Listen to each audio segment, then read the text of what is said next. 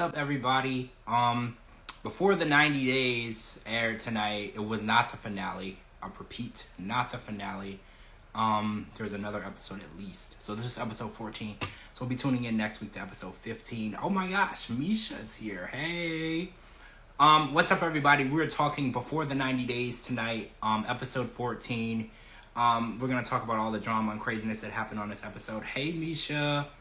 Oh, I'm excited, guys. Misha's here. I haven't had Misha in here before. You know, Misha's one of my favorites this season. So, all right. We're waiting on DeeDee to join. Before we get started, Kara is not feeling well, so she won't be joining us tonight. So prayers to Kara, and hopefully she can get better soon because we really want to have Kara in here. We know her opinion is very important to us. So, DeeDee, where are you at? We're waiting on DeeDee to join so we can get started. I invite. Oh, there you are.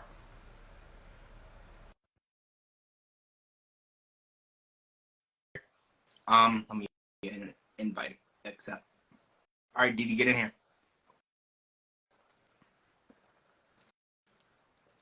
Hey. Hey, I'm wagging tonight. How are you? I'm good.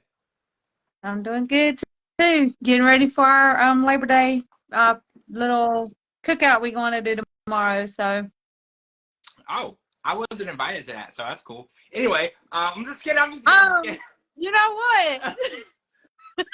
I'm just kidding. No, it's a last minute thing. I was informed probably about a couple hours ago that I have some family that I haven't seen in a very long time. They're in town, so we're just throwing something together. Something short and sweet. That's nice. So, yeah.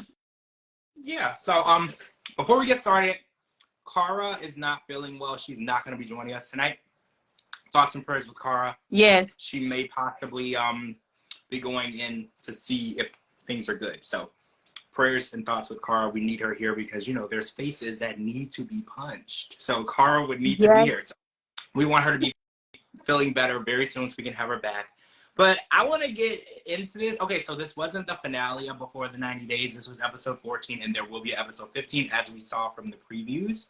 So I just want to get into this. So first of all, is anybody feeling like this season is moving along really slow? Because I kind of thought tonight would be the end, right? Like, I feel like, what more is there going to happen? Do you feel like that, or is it just me? Yeah, this is a weird season, and like really, really weird. Because that's what we were talking about last week, that someone had said that tonight was a season finale. Yeah, I thought it was. That was a very trustworthy source. So I was kind of surprised that it wasn't. I mean, what else is going to happen this season? I feel like we still got to see the wedding between Kimberly and TJ. We still got some more from Gino and we still got to see some stuff from Gino and Jasmine. There's still some more stuff coming up with like all the couples really. So see, I agree with where'd you go? Brisa. It dragged on tonight. It was kind of boring for me. I was just like trying to do it, right? So I want to talk about Misha and Scott's here. Hey, Scott. Misha and Nicola, because Nicola made some comments tonight that were interesting, right? Like he brought up some things that he had been changing for Misha, because, you know, we've been pretty hard on Nicola all season. He has been adapting to having a woman in his life, right? And I feel like that's something new for him. And he is taking steps. But he said that he says, "I love you" to Misha. And he gave us 3 instances, and TLC accompanied them with video, where he said he loved her and she didn't say it back. Now, how do you feel about saying "I love you" and the person not saying it back? In my opinion, it's a gut punch. Right? If you really love that person, you always say it back. Even if you've said it a million times, even if you've been together for 100 years, you always say it back, right? So how do you feel about Misha not saying "I love you" back to him and him feeling hurt by it? He didn't say anything at first, but he's finally coming out and saying it. How do you feel about that? Well, I'm on Nicola's side on this one because he said that whenever they were talking on the phone, she would always say that she loved him back. Yeah. And he has said multiple times that he loves her, and she would be like, "Oh, that's so sweet," or "Okay," or something like that. But that is wrong on Misha's side. Just because maybe she wasn't seeing the side of him that she thought, that's still not a reason to stop saying that you love someone. See, now that you said that, maybe she felt like the guy that she met and the guy that she was talking to online were two different people. So maybe she was like, well, I thought I loved them, but now I don't know who you are. I don't know, because I feel like the way that they were interacting on the phone, and then when she got there, he's kind of harsh. Like, he says and does harsh things, and he's hard to, I don't know, in my opinion, he would be hard to get along with if it was for me. Hello, Judy, how are you? I feel like, in my opinion, he's a difficult person to deal with. And I feel like his obsession with religion definitely gets in the way of him getting to know Misha, listening to Misha, and not judging Misha. And I feel like Misha is not given a fair chance because he's always judging her and making it seem like, well, you shouldn't do this, and God wouldn't do this, and Jesus wouldn't allow that. And I feel like in order to get to know each other, there's nothing wrong with bonding over religion, which it's weird though, because I know some people, like my mom's best friend growing up, she was dating this guy and they broke up over religion. Like they literally broke up because I remember they were watching some sort of religious movie. I can't remember, Passion of the Christ maybe or something. And they got into a verbal argument about it and they literally broke up. And it was really interesting because we all went to the same church. So they had to see each other every week, but they like didn't get along and they literally broke up over this movie because one person felt one way about what happened in the movie, the other person felt the other way, and they let their religious beliefs, get between them. And it's just like the fact that they're bonding over religion is ironic to me because that's usually what divides entire nations and countries and regions, right? Like religion is usually. But are they actually bonded over religion? Honestly, are they really? Well, Because to me, in my eyes, both of them are hypocrites. well, one of the tweets tonight on Twitter, somebody said the most that they ever felt Misha was into Nicolo is when they were carrying the cross together. She did look really happy and everything. I feel like the more things that they do out of the Bible and in Israel, the more she's interested in him. Do you feel like that? I feel like she's more interested in the religious aspect of everything, not so much him. Like she was trying to tell him, to be more romantic and to be more sensual. Like he was like spackling her with mud on this episode. And I feel like he said, oh, you know what? I want to talk about what he said about sex. So he said that in fifth or sixth grade, he took health class and they taught him everything that he needs to know about sex. And I was like, sir, well, okay, before we get into that, first of all, that's too soon, right? Like, I feel like that's way too soon. Kids should be watching. When I was in fifth grade, I was watching cartoons. I was eating candy. I was having friends over to play toy cars. Like, I don't really feel like that's. I don't know though because I'm not a kid anymore, so I don't know like how soon that they should be learning. But I feel like fifth or sixth grade, geez, man, let them That's be too kids, early. right? That's Like let way them too be early. kids. But moving past that, he thinks because he read a textbook on sex, he knows how to please all women. Because he was like, I know what women want. It was in a book. I know exactly how to please a woman. And I was like, I don't think it works that way. There's men who've been with many, many women who've been sexually active their whole life. And you can talk to their exes and the woman will tell them that it didn't do it for them. Right? Like if they didn't read a book, they've been having hands-on physical education and they still don't have it. So I feel like he's a very naive person, right? Like I feel like he believes that since he read a book, he's an expert, and I feel like that's going to be something that they're going to have to deal with in the relationship. Okay, wait, what do these comments say? In middle school, we learned about diseases. Right. Okay, yeah. In middle school, I learned about diseases and we did dissecting, right? I dissected like a frog and we dissected like a grasshopper. Like that's what we were doing in sixth grade. Okay, this person said that they did have sex ed in sixth grade. So I guess this is not new, I guess. Oh, We wait, this didn't person have said, sex ed until I think like ninth or 10th grade. We well, had sex ed, and we had to bring a baby doll home. That told us about the kid, about crying, the Oh, babies and stuff. So yeah. that's so cool. I went to all Christian school my whole life from kindergarten to graduation. So sex was forbidden. So they would never dare teach us about it. So I never took sex ed. I never learned anatomy. Like they didn't teach us anything that was about that because they didn't want us to know. So I think that it's beneficial that children, not children, teenagers, high schoolers probably, should learn about it. I just think that Nikola thinking since he took the class in 6th or 5th grade or whatever, he knows exactly what's going on. That says a lot. And I think Misha is going to have to teach him a lot because he's super naive, right? He doesn't understand anything that Nicholas said something. Nicholas said something that, me and Kara has been saying that they have been intimate. Me and Kara has been saying this. Yeah, Okay. you did say that. How does Nicola know that she's a machine and that she wants it every day if they haven't done anything?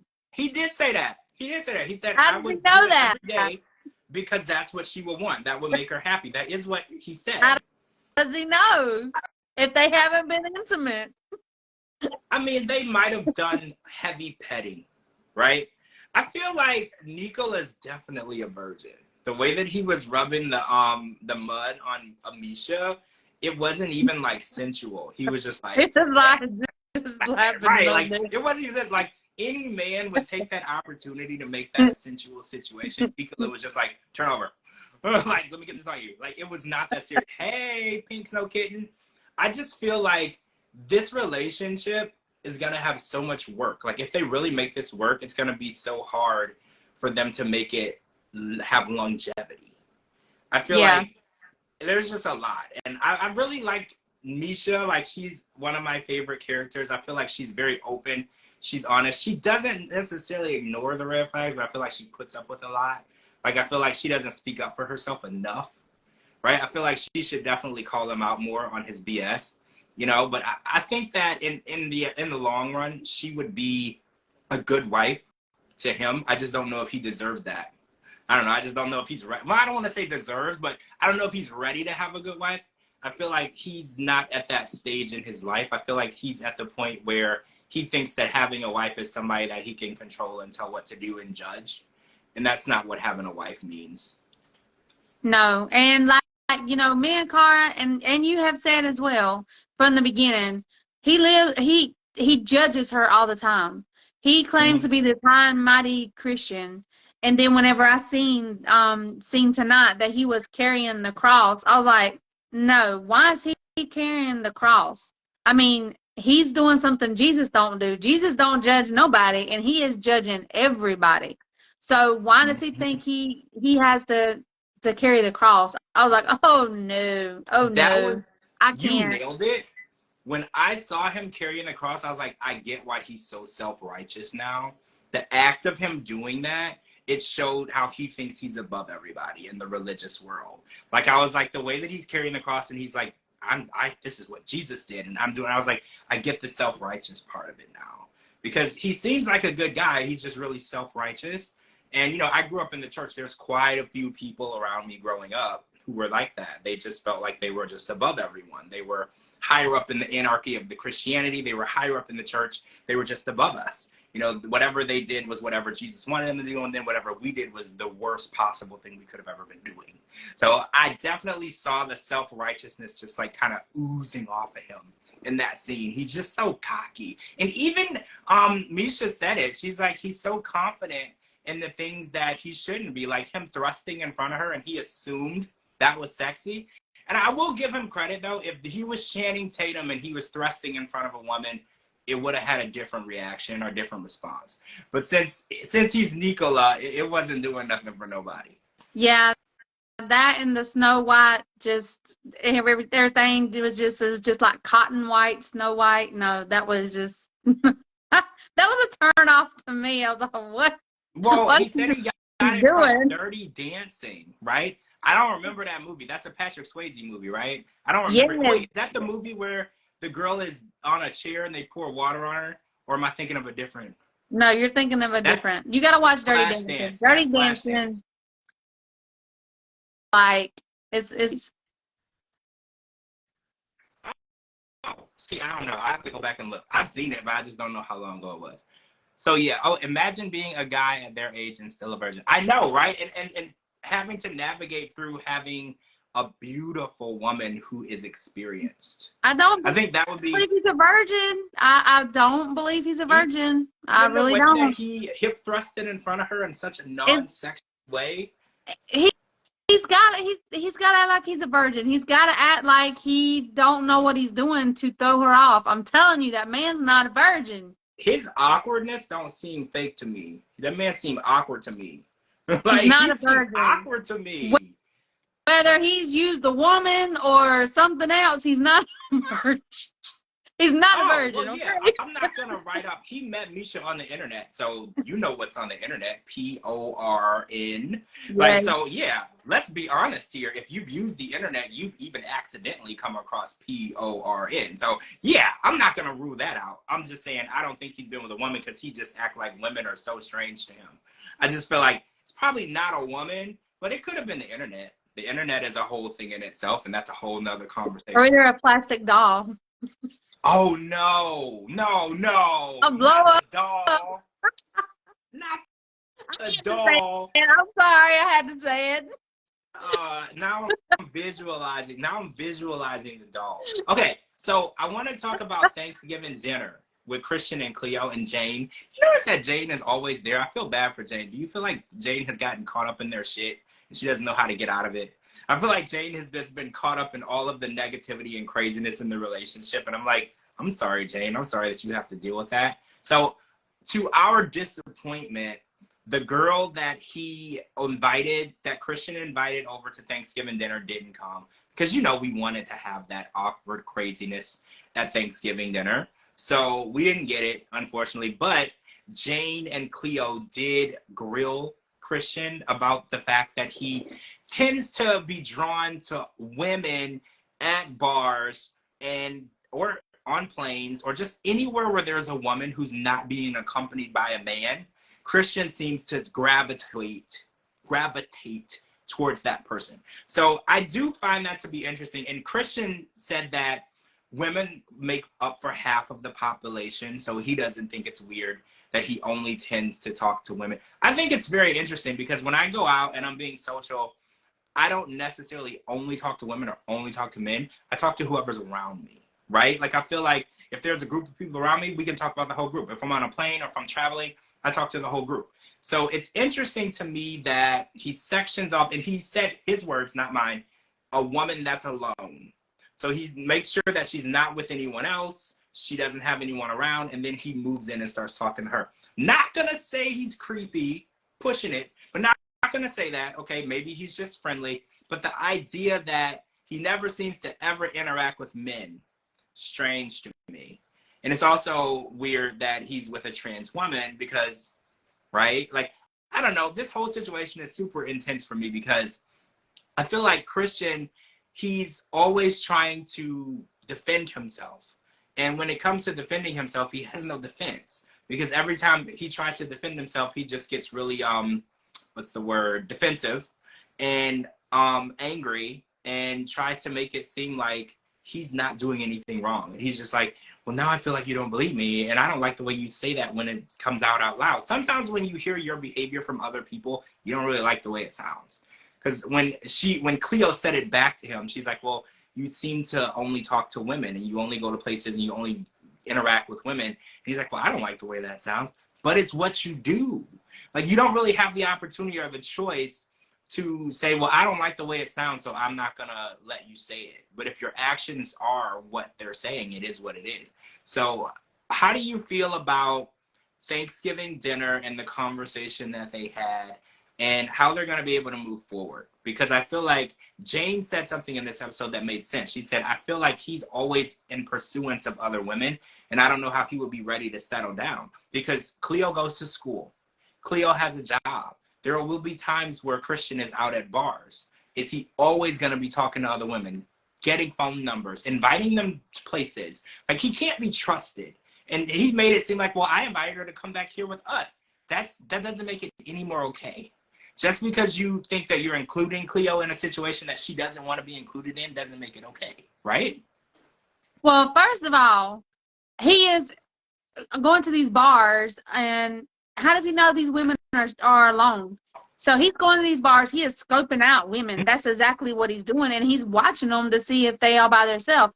If not, then how in the world does he know that they're alone or not? You know what I'm saying? Just Well, yeah. because you sit there maybe 5 or 10 minutes doesn't mean you're alone. Maybe they're waiting on somebody.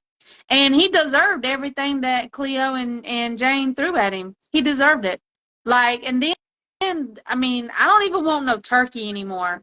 I mean, he traumatized me with the turkey, talking about telling Cleo not to get jealous, how he was like stuffing it in the turkey. I was like, oh my God, I don't even want no turkey no more. I'm traumatized.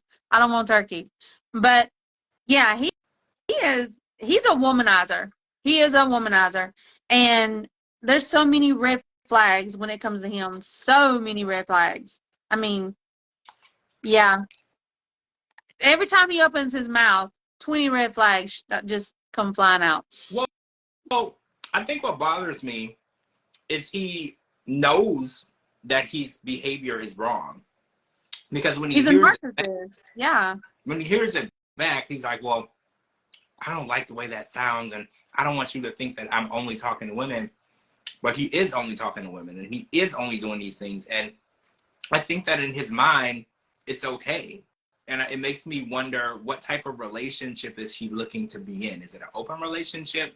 Is it a relationship where you can bring women home and all three of you have a good time together? Because Cleo would like to know this information. Cleo was under the impression that they were in a relationship, just the two of them. So if that's not what it is, I feel like Cleo should be probably the first person to know that you're looking to bring other people home. You know, I feel like she should know ahead of time. You don't just bring random women to your bed, to your house. You know, But what is his... That is a situation where if I'm in a relationship with somebody and they just automatically tell me that they invited this total stranger to the house, that is a punch in the face, kick him in the balls kind of situation. Because how are you going to go to a bar and invite a random woman you don't even know? I mean, no. See, I would punch him in the face and then kick him in the balls. That's Okay. just, no, you just don't do that. No. So Statler has made plans. I don't know. Somebody on Twitter said, I don't think she made plans. I think when she went to meet Dempsey's friends and told them that she didn't really have any plans, and they were kind of shocked. This is kind of where the castle came in, like a damage control. Like, because at first she was just like, oh yeah, her birthday's coming, nothing big, whatever. But then this beautiful castle and everything came about. So I'm thinking that she realized that she wasn't doing enough, and she got the castle. The castle was beautiful. It was a nice gesture. And I do think that they have a connection. I think that they get along well. I think that the meeting with Dempsey's friends went horribly. And I feel like, hey, Jamie, I feel like the friends were very turned off by her open speak of sexual conquests. That's not very on-putting to talk about on a first time meeting anyone. And the friends, I know you want to get to know people and feel comfortable with them and make them feel like they are getting to know you. But I think that there's a level of, what's the word? Where you don't release too much. You show as much of yourself as possible, then the next meeting, then the next meeting, then the next meeting. Like, they shouldn't know that you've had sex everywhere on the first time that they meet you. And again, how is that going to be something that they want to hear on Dempsey's standpoint? Because in their opinion, they want to meet you to make sure that you're a good match for their best friend.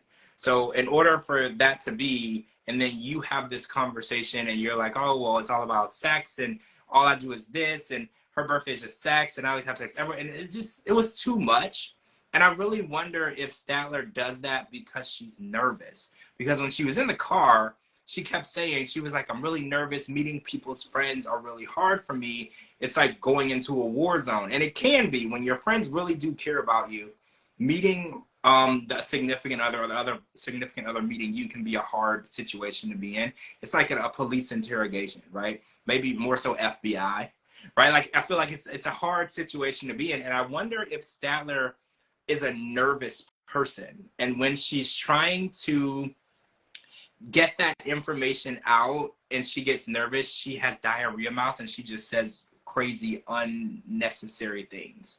Because every time I see her and she appears to be nervous, craziness is coming out of her mouth, right? And I feel like maybe that's just... craziness is coming out of her mouth regardless. Every time she opens her mouth, something stupid comes out. Like, what?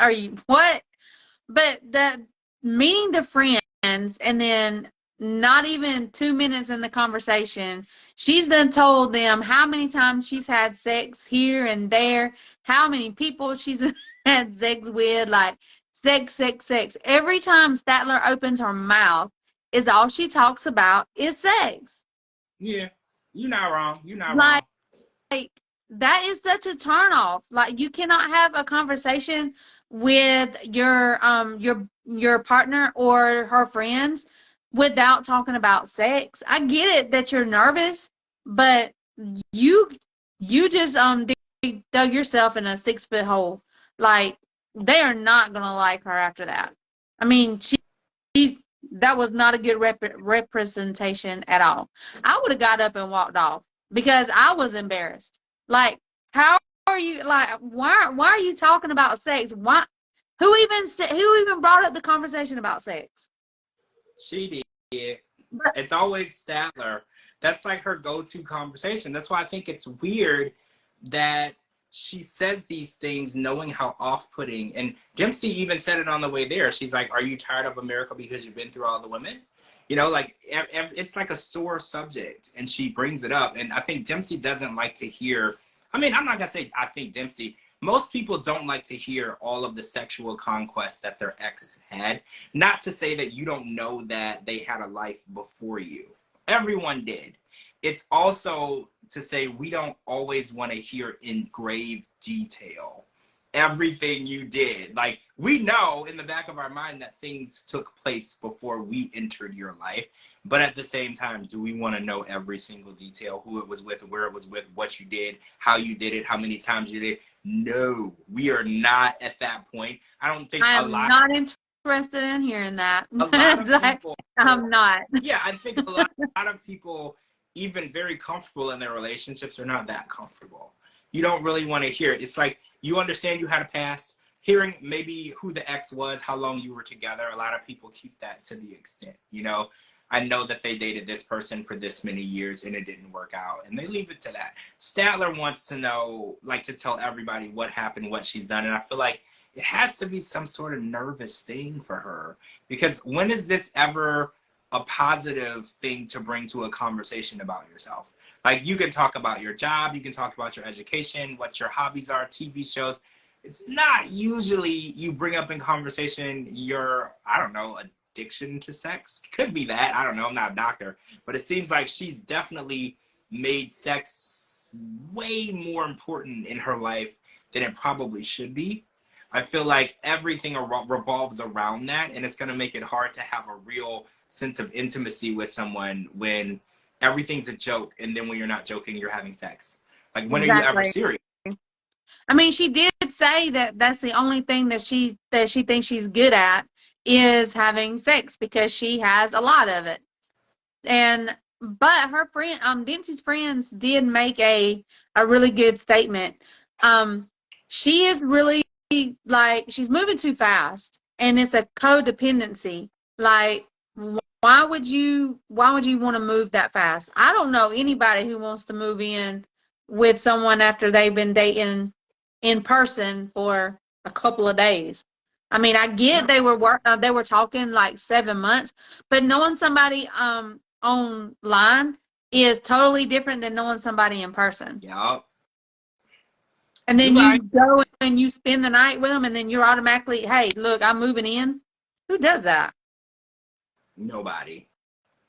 Okay, so I want to talk about, so next week in the preview, actually, before we move on, it looked like they were breaking up, which, oh, DeeDee, did we lose you? Hold on, guys. We might have lost DeeDee. Hold on a second.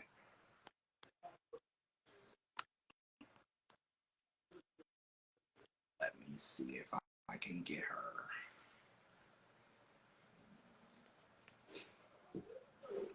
Hold on, guys. Yep, we lost her. Hold on. Let's try to get DeeDee back real quick. And we're going to finish up with Dempsey and Statler, because we got to move on to Razvan and Amanda. Hold on, guys. We're going to try to get DeeDee back.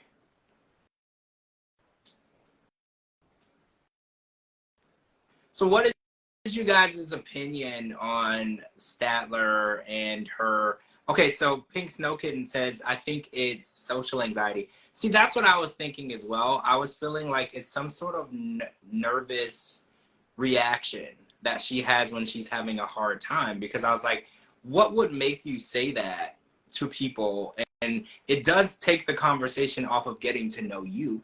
So I was like, maybe she's always trying to stir the conversation in a different direction, and that's where she goes, because she's nervous to tell people about herself. Like, she's nervous to open up to people. So I was like, I wonder if it has something to do with her not being willing to open up to people. I don't know. I feel like she's not weird. I mean, she's weird, but I feel like she's not that weird, right? I feel like there has to be a reason that she's doing that. I wish I went to medical school so I could, like, figure this stuff out. Hey, there you are. Sorry, guys. I guess we got some bad weather coming. It was like thunder really bad, and then it just You, I was like, oh my God. You get worse weather than me. What the heck? I don't know. I don't know. Sorry, guys. All right. I was like, oh gosh. But where were we? Oh, talking about Statler. Yeah. So we're gonna wrap up with them anyway. But I think Pink Snow Kitten is on something. She said, I think that it might have to do with social anxiety. Like, the reason why she deters the conversation when it gets too serious. I think it might have something to do with that. And I think her go-to is to make everybody uncomfortable. And that deters people from keeping the conversation too serious or, you know, getting too personal. And I have that. And I think that it might have something to do with that, but I ain't no doctor, so I don't know. But we're going to talk about Razvan and Amanda, because they were back, and Razvan was taking Amanda to meet his parents, who were spot on, by the way. They met her, and they were like, there's a weird energy about this girl. Like, we're like, we know, right? We know she sucks, right? Like, we know, right? There's this horrible energy. And they were talking about his ex and how his ex was controlling and didn't want him to be himself and wanted to tell him how he could and couldn't live his life. And a lot of those similarities I see in Amanda, right? Like, I was like, the woman that they're describing that they didn't want for him, it's definitely Amanda. Amanda wants to tell him what he can and can't do, when he can and can't be happy, when he can go to America, when he can't go to America. And it really showed that the parents were very in touch with what makes their son happy. And I like that about this show, or this couple, because usually the parents don't care how the child feels. They just either like the person or not. And even if their child likes the person or not, they're still pushing for it. So I like that they were happy for Razvan that relationship ended, and they were happy that he was happy. I like to see parents that are supportive, you know, because watching 90 Day Fiancé, we've been watching some pretty non-supportive parents a lot. So I just really like to see how they were so supportive of him and his happiness. And the family was very nice. I thought his family was nice. So Razvan looked like his dad, because we met his mom, and I was like, oh, it doesn't look like his mom. He looks a lot like his dad, and then his brother kind of looks like his mom. So what was your opinion on his family and him and the interaction with Amanda? I was laughing the whole time because she deserves everything they throwing at her. And especially how Razvan is treating her. She is getting a dose of her own medicine, and now she's trying to calm him down, saying that he don't need to be acting like that. She keeps asking him to, am I good for you? And are we, meant to be with each other? Or, why are you upset? I don't understand why you upset. Come on, Amanda. You just told him you didn't want to be with him. He was not an option for you. Mm-hmm. And his parents is in the room with you, 5 minutes, and they already can see that you're a piece of shiznit. I think what got me is when she had the audacity to ask him, she's like, do you think we're a match? Right? Like, right after she said, like, the day before, she's like, I don't think we're a match. I don't think we He actually. said they weren't a match, but she has been treating him so freaking bad, and whenever he starts standing up for himself, she is trying to act like the victim now. Yeah. That right there, why would you do that? She's like the You queen. have been so mean to him. She's like the queen of mixed signals. I feel like she told him she didn't want him. She told him he wasn't good enough. He could never live up to being her ex-husband. He could never take care of her. And then when he said in the car that he didn't think he wanted to continue the relationship, she's like, oh my God, I love you. I want to meet your family. I want this to work. She's like the queen of mixed signals. I don't understand what she wants from him other than to confuse the hell out of him. Like, when he wanted things to work and he was coming on full force trying to make their relationship grow, and he wanted to, you know, propose before she left and all this stuff, she shut him down. And then when she saw that he could walk away, because he's like, I don't even think I want to continue this relationship. I don't even think I want you to meet my family. I don't know if this is what I want. Then she took it up a notch and was like, oh my God, no, we should work this out. I think that we can make this happen. I think we can make this work. She's like the queen of mixed signals. It's like, I don't want him to think for 1 second that she's being honest, because I just don't believe her at all, right? I feel like she's such an opportunist. Like when his friend said that she wasn't a good match for him and she was playing with his mind and she wasn't in it to win it, that night all of a sudden she wanted to have sex. She wanted to prove that she wasn't fake. She wanted to prove that she wasn't doing that. And I just don't trust her. I just feel like she does things to keep up face. She's not necessarily in it for this relationship. She just wants to make sure that she doesn't make herself look bad. So like when the friend tried to make her look bad, she was like, oh, I'm not doing that. Let's be intimate tonight, to show him that I'm not doing that. Like, I don't know. I just feel like she's so disingenuine. Is that a word? That's probably not a word. She's just not genuine at all. Like, I just feel like she's so full of shit. Yes. I mean, she's so full of it. When she opens her mouth, it just comes out of her mouth. Like, she is a normal narcissist. How do you say it? A narcissist. She is a normal narcissist. Whenever they are getting their way with you and you're taking it, they're hounding you. But whenever you finally stand up for yourself and you say, you know what, I don't want to be in this relationship no more, or you know what, this is not okay, then they want to try to act like the victim, and then they want to try to act like they're just madly in love with you and try to turn you back around. They do it all the time. That's Yeah. mm-mm. I see But what ZS mom said is to chase. Once he stopped chasing her, she had to do something to get him back into chasing her. I feel like that, right? When he was in the car and he's like, I don't even think I want to continue this relationship. She's like, wait, what? You don't want to chase after me anymore? And then, like you said, that's when she's like, well, I love you now. Like, I think this can work, and I want you to come to America. She's just full of shit. And she wants him to chase her, but she doesn't actually want to be with him. She doesn't actually want this relationship to work. mm-mm. She don't want him, but she don't want nobody else to be with him neither. Right. Because whenever the friend was like, well, you're very toxic. You're a toxic person. The relationship is toxic. You know, and then she was like talking about how beautiful his friend was. Then she wanted to be intimate with him. Exactly. When it seemed like she could be chasing someone else. That's exactly what it was. Okay, so tonight, David and Sheila were on their romantic beach getaway, and Amy was not on this getaway, and we're actually seeing some really good signing from Sheila, which I'm very proud of her for, because, you know, she was very nervous. She felt like she would be not saying the right thing, but she was signing really, really well. They went out into the water. They went snorkeling. I was scared. You know, anything underneath the water scares me, so I was scared for them, but they're okay. And they went to dinner. David was sweating like a whore in church, right? Like, David was sweating like crazy. I was like, oh my God, somebody get this man a fan. I'm worried, right? I was like, I'm worried. I don't want him to pass out. Yes, I was like, I am worried. Is he going to be okay? But he popped the question. Sheila said yes. He then knocked her wine into her food, but they're engaged. How do you feel? Are you happy? Are you sad? Do you still? I am excited. I am so excited for them. I really am. I mean, I've seen a couple of red flags, but but the more positive is outweighed, you know, the red flags. I'm still a little concerned, but I am so excited for them. I really, truly, hopefully, I really hope they do work out. I really do. Well, now that They're this my favorite couple this season. Oh, it's the humidity. Yeah, the humidity can knock people out, Sap Bunny. So the relationship is a yes for the engagement, but John Rell is basically the decider here because he's already said he didn't want to move to America, which I don't know. Why should he? He has a perfectly fine life now. As far as he knows, you know, children only know what they know, and this is what he knows. His friends are there, his family is there, his home is there. You have to sell things, you know, to children. You have to explain to them why it's better.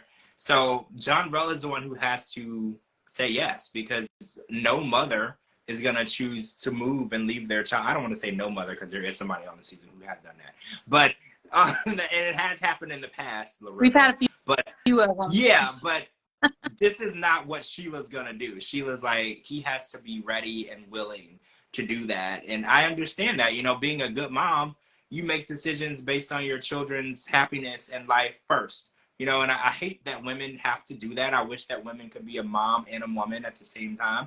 But sometimes they have to make decisions for their kids before their own happiness. And I feel like that's what Sheila is going to be put in a position for. And unfortunately, John Rell is the decider, right? So we have this kid who gets to decide whether or not his mom and him are going to move back to America. And it's going to be hard because I don't know if David is ready for it to be a no.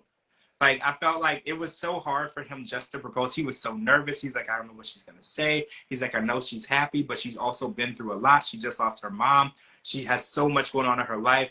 This might just be one more thing that she's not ready for, you know? So I know that it's really hard for him to go through that, but I think it's going to be even harder if it's not going to go his way and she's not able to leave because okay, so we were talking about this before. If she says yes and they come back over to America on a K1, John Rell wouldn't be able to come right away, right? We were talking about that. It's after she gets married. I don't think so. I think after she gets here, then and they get married, then they can apply for him to come over. Right. It's not immediate because that's what we were talking about because she doesn't want to leave her son at all. So even if her son says yes, it's still not going to be an immediate situation. I think she has to actually get married on the K1 visa, and then she files a petition. Yeah. And then that's how the process works. So we're still talking 3 to 6 months, right, without her son. I don't know any mom that wants to do that. I mean, I know moms that have, but I don't know anyone that doesn't. So I'm really hoping that this situation pans out for everybody because David has really put a lot into this. David is such a genuine guy, right? I want him to have this family that he wants so bad. And we're rooting for him, right? I didn't know, I don't always root for people on this show. Sometimes I want them to break up because they're just toxic and I don't want them together. But I just feel like for David, I really want this to work for him. This is something that he wants and everybody deserves to be happy, right? And I feel like David has definitely given a lot to so many people. It's time for him to get something in return. Exactly. I'm so excited. I'm glad she said yes. But when I seen him start sweating, I was like, what in the I know. What in the world? I was like, is he really sweating or did the producers like throw some water on him? Because that was a lot of sweat. It looked like somebody pushed him in the pool. That's what it looked like. He was soaking wet. And I've heard men say like they were super nervous when they were going to propose. They were like shaking. I feel like David was so nervous. And I don't know why, because he knows that Sheila loves him. Like he knows that. He knows that situation, the love is there. I don't know why he was so nervous. Oh, Pink Snow Kitten says that John Rell is too young to make that decision. She's the mom and he will have a better life and make new friends. See, I said that a couple of weeks ago because I was like, sometimes you have to make a decision for your child that's going to make your child's life better, even if they don't agree. I do believe that children don't always see the bigger picture. Like children see the right here and now of a situation. And sometimes, we've heard this a million times. Like when we see people go and they accept an award or they win and they've done something amazing, they go back and they're like, I want to thank my mom or my dad or my coach who pushed me. And I didn't see any of the stuff that I see now and then, but they didn't appreciate it because that decision was right for them. I do agree with that. I feel like children are always going to make a decision that's for the right then and now. And that's always, you have to always look towards the future and the bigger picture. And unfortunately, when you're a child, you're not thinking of the future because children think about now. They don't work, you know, they don't have the responsibilities that adults do, so they don't think like adults. They think like a child. So I do agree with that statement. I do feel like he might be in control of deciding if they have a better life and he doesn't even know it, right? Yeah. Like, I do feel like that could be yeah. true. Like, he doesn't even know the power in that decision because he shouldn't even be making it because he's not mature enough to make it. But I think Sheila looks at it as, I could never make a decision that would make my child unhappy. So I feel like she's kind of stuck in between, you know? Mm-hmm. Exactly. I mean, me as a mom, if I were to have to make a decision like that, I mean, I would have to talk to my children, you know, I would have to talk to my child and see where their thoughts are. And even if I see that it's a better, something better for us, you still may have to like talk to your child to paint a different picture for them. Because if you force them to do something without communicating with them, they're going to be rebellious. Sometimes you gotta like paint a different picture for them to understand. Look, this is why we're doing this. It's a better opportunity, you know. So I mean, and then by doing that, they also feel important in the relationship. They're not. I mean, they're not feeling like you're pushing them to the side. You are including them in the plans that you're doing. True. So, I mean, I get it. Well, right. I see it from both sides. I do. And I'm not a mom. I'll never understand what it's like, you know, to have to make those types of decisions. Moms on a daily basis makes decisions that no one should ever be put in that predicament. They literally make the hard decisions. You think the presidents and leaders and generals make hard decisions. Try being a mom, right? Like, try being a mom and making decisions for a child, even when the child doesn't agree, you know you're doing the right thing, but it's still difficult. Like, try being a mom for a day and see how hard that is. All right, so Jasmine has said in this episode that she has not had sex with Dane. She said, she's lying. She's lying. Gino confronted her after last week's explosion where she said just 1 month ago, he didn't ask about the video. That would have been my first question, but he didn't ask about the video.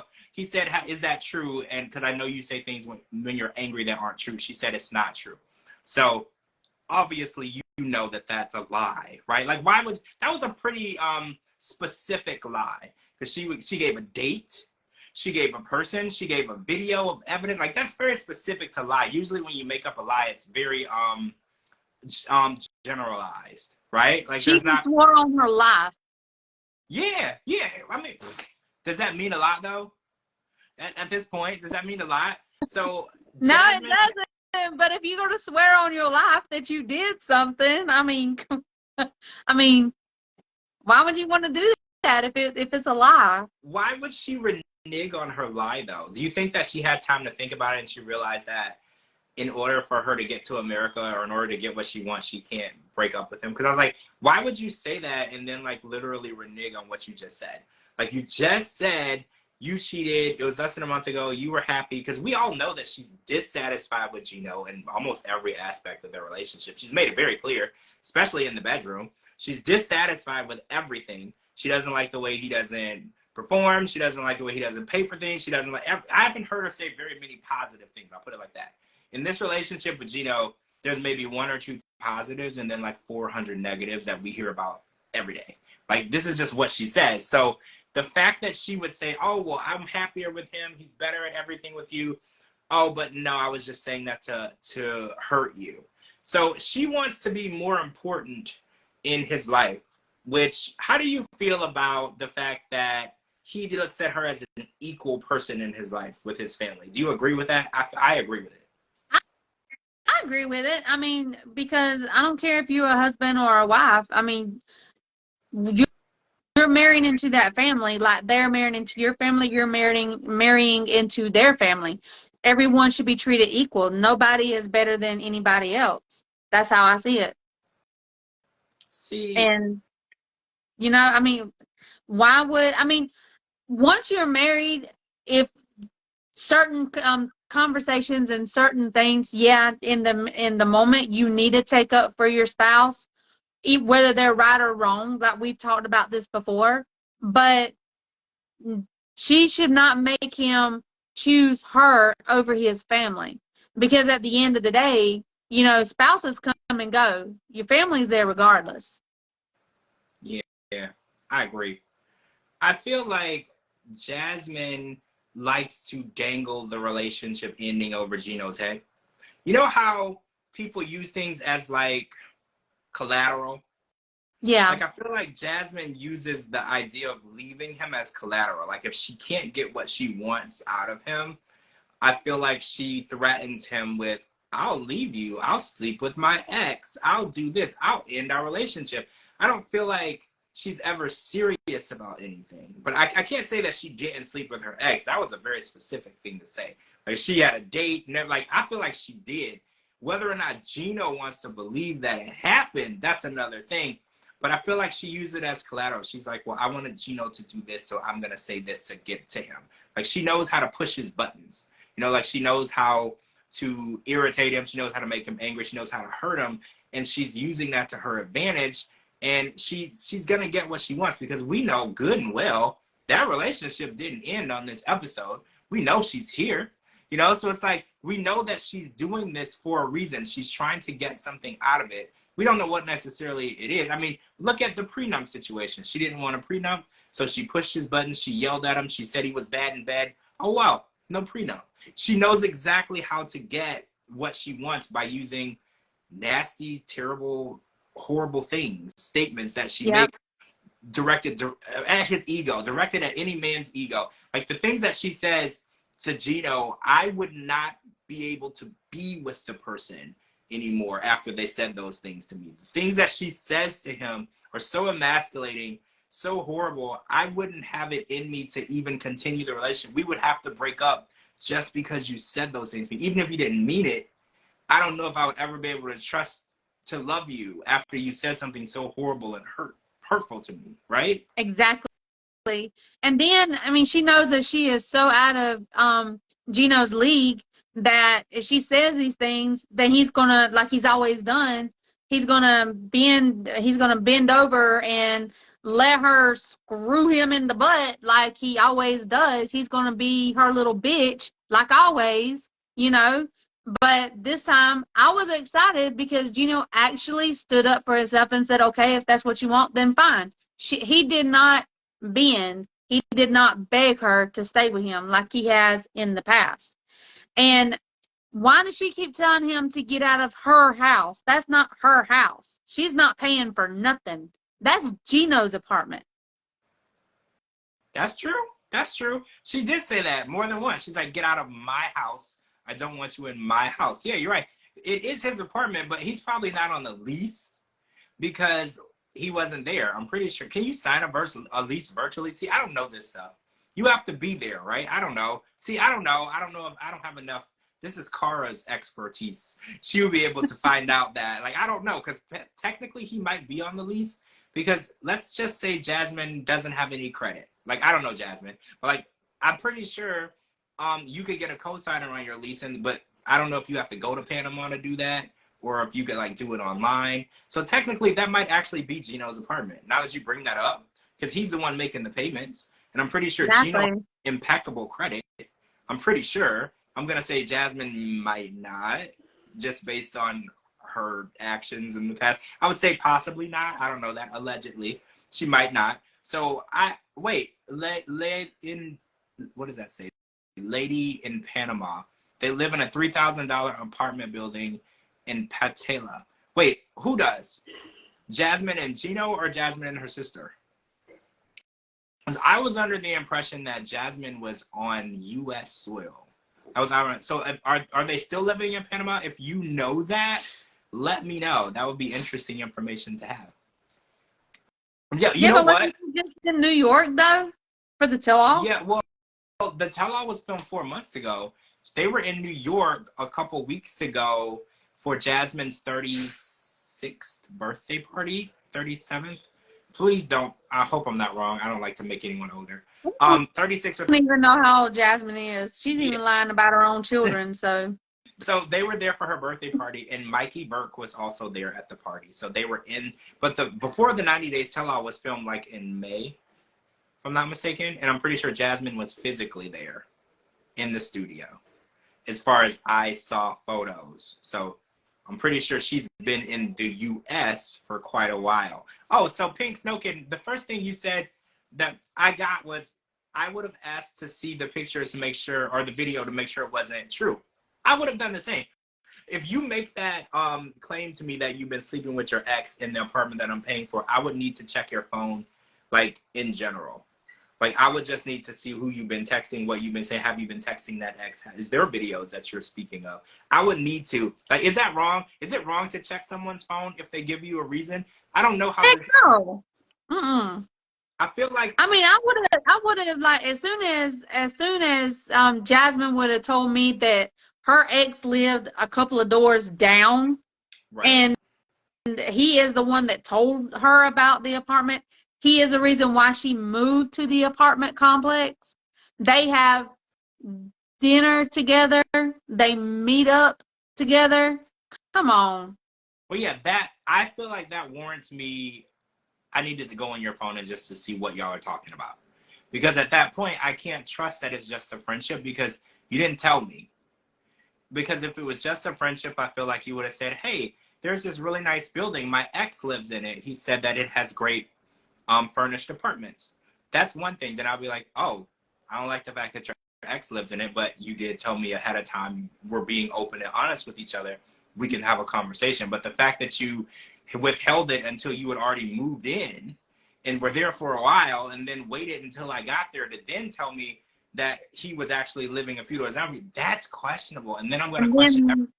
Then send him on a vacation until Gino left because she didn't want them to run into each other. Yeah, that's peculiar too. What are the odds that she wanted him out of the, I don't know, state, country, I don't know where they are.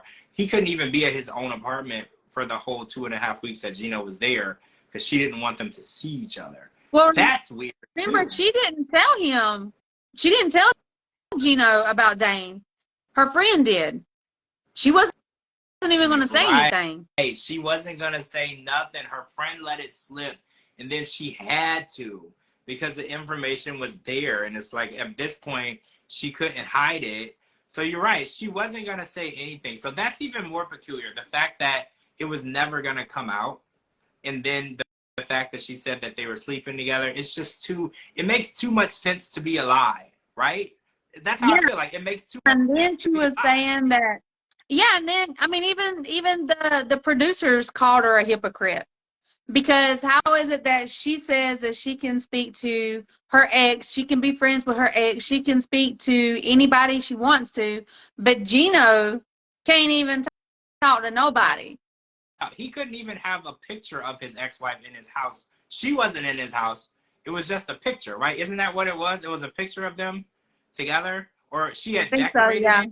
Yeah, and that was too much. Like, she was like, there should be no remnants of this woman in your house. And he's like, she doesn't live there. She hasn't been here in like years. Yeah, a picture of them at Legoland. Yes, Pixel again. Yes. So he took her to Legoland and he had a picture of the trip. I'm tired of hearing about Legoland. Legoland. I've never been. It must be nice, right? Because I've heard so much about it. Jasmine won't stop talking about it. I feel like it has to be nice, right? I've never even been. You know, I go to any theme park. I haven't even been. Well, I don't know, but I am so tired of hearing about Legoland. Like, she was like, you spent one day, more money on her in one day than you have the whole 2 years we've been together. You're lying, Jasmine, because not possible. Your hair is $3,000 just by itself. Right. And I'm pretty sure those boobs were expensive. I think Yara said that hers were close to $20-something thousand, right? Like, they're not cheap. Unless you go to Turkey, them boobs are gonna cost you a car, maybe 2 cars. You might have a car on each side of your chest. Like, those are very expensive. Jasmine didn't go small. I'm pretty sure they cost a lot of money. Now, you know, Gino paid for it, right? So I think that she's not keeping tabs on how much money that she actually is getting from Gino. Let's do a meetup. Yeah, let's do it. Let's do it. Let's do it. Let's go. I would love to see what all the fuss is about, right? Jasmine made it seem like it's like a multi-million-dollar operation, right? Like if you go there, you have made it. So yeah, let's meet up at Legoman. I kind of want to do that. I'm pretty sure they have rides there. I don't know. I haven't been, but I know that it's not far from me. So wait, let's go whenever y'all ready. Let me know. I'm ready. Okay, so there's a picture, a refrigerator magnet, and the paint colors. That's what was in the Gino's house that she hated. A picture of his ex at Legoland with him, the refrigerator magnet, probably from one of the parks, and paint colors. So she picked out the paint colors. I mean, paint colors are easy to fix, right? Like you could just fix, that's like a one-day job. You just repaint the house. But again, she can live and sleep with her ex and talk to her ex and meet with her ex behind Gino's back. But Gino can't even have the paint colors that she picked out when they were married. Like it's definitely hypocritical. And I'm interested in seeing, I know they're going to be on another season of something. I don't know what. I was assuming Happily Ever After, but it could be the regular 90 Day Fiancé OG because she will be over here on a K1. So I want to see the interaction between Jasmine's family, not Jasmine's family, Gino's family and Jasmine. I think that's where the real sparks are going to fly because she's basically said that they're nothing to her. There should be nothing to Gino. So I would love to see how they react to that in person. Gino don't got no kids, so there won't be any like fighting over the will or that type of stuff. But I feel like his family is still going to want to know why they shouldn't matter in his life. You know, like I've never met anybody who was just okay with a new wife coming in and telling the guy to disown his family completely. You know, like I definitely want to see how that interaction will go. I don't know how many more episodes we get. This was number 14, and there is one next week. Do you think there's 16? I don't know. There's a couple of more because we still got to see TJ and Kimberly have a huge fight with his parents because his parents is against how Kimberly is dressing and treating TJ. We still got to see the wedding. Like there's still, I don't know. I'd probably say we probably got maybe at least 2 or 3 more. I would say 2 or 3. Wait, TJ and Kim, they're other way, right? I think they're other way. But we still have. Oh yeah, other way. Wait a minute. Yeah, I'm getting mine confused. Yeah, we got a bunch of shows. We got a bunch of shows on. Oh, so 2 more than the tell-all, which is 2 more. Oh, so we still got a month to go. So we got 2 more next week and the next week, and then we got the tell-all. And then I think the OG season of 90 Day Fiancé starts after that. So, and this is the regular 90 Day Fiancé, like from in the beginning. That's the one that's starting after this one. Oh, we have to see whatever happens with Violet and Riley. So they'll be back next week as well. So, and I think with this episode, with this season, since it's before the 90 days, everybody would get back on a plane and go back home. That will be the end, and then we'll see them at the tell-all. So we're going to see what's up with that. Tomorrow is another episode of Last Resort. I want to call it couples therapy so bad. I don't know. So the Last Resort, and then another 1-hour episode of The Other Way. So I feel like I don't know how long The Other Way is going to be on because when we do these 1-hour episodes, we're really stretching the season out.